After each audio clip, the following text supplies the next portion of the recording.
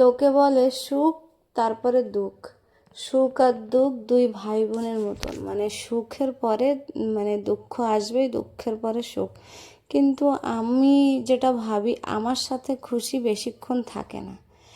দেখো, কালকে আমি কত খুশি ছিলাম বারুনিতে, আজকে সকালে আবার রেডি হয়ে যেতে হচ্ছে। ইচ্ছা না থাকা সত্ত্বেও বাড়ির থেকে যাচ্ছি।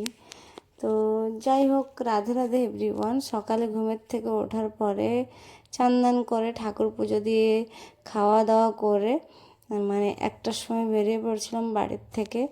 দিয়ে এখানে চলে এসেছি, বাসের জন্য ওয়েট করছি, বাস এখন আসবে। এই যে বাস চলে এসছে, দাঁড়াও বাসে উঠে নিই। তো দেখো, বাসে উঠে গেছি, সিটও পেয়ে গেছিলাম।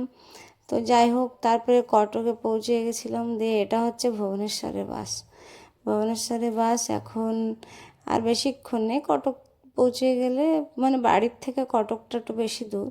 কটক থেকে ভুবনেশ্বর বেশিক্ষণ লাগে না, ওই 20-25 মিনিট। তো যাই হোক, পৌঁছে গেছিলাম রসুলগড়ে। সেখান থেকে আমি ওয়েট করছি গাড়ির জন্য। গাড়ি পেয়ে চলে এসেছি সাথে সাথে রুমে। রুমে আসার পরে জিনিসপত্রগুলো মানে রাখার পরে এখন একটু যাব বাইরে। হ্যাঁ, তার আগে মানে সারাদিন জল খাইনি, এখন একটু গ্লুকোজের জলটা খেয়ে নেব। জলটা খাওয়ার পরেই যাব বাইরে। কারণ 4-5 দিন ছিলাম না, 4-5 দিন না, তাও 3-4 দিন রুমে ছিলাম না। তো অনেক কিছু জিনিসও আমার ছিল না। তো যাই হোক, ভাবছি মার্কেট থেকে আসি। তো দেখো, যেমন ভাবনা তেমন কাজ, চলে এসেছি মার্কেটে। মার্কেট থেকে কিছু জিনিস নিয়ে চলে যাব রুমে। রুমে চলে এসেছি, মানে আসার পথে চিকেন নিয়ে এসেছিলাম। তো এত জোরে খিদে পেয়েছে, মানে এইগুলো খেতে খেতে রান্না করব। আর চিকেনটা মানে অত মানে মজমর্জি করে রান্নার মতন আর পেশেন্স নেই। তাই এমনি তো আমি প্রায় সময় ম্যারিনেট করে রান্না করি মশলাগুলো, কিন্তু আজকে পেঁয়াজ আর আলুও দিয়ে দিয়েছি।